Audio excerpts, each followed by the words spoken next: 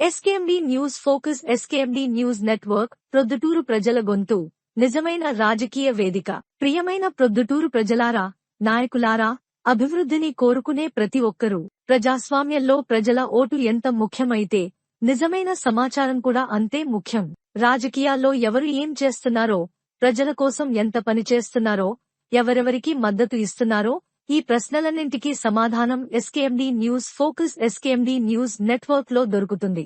ఎందుకు ఎస్కేఎండి news focus? SKMD news network నిజమైన, అప్రతిహత రాజకీయ విశ్లేషణ, ప్రజల అభిప్రాయాన్ని మద్దతుగా నిలబెట్టే వేదిక.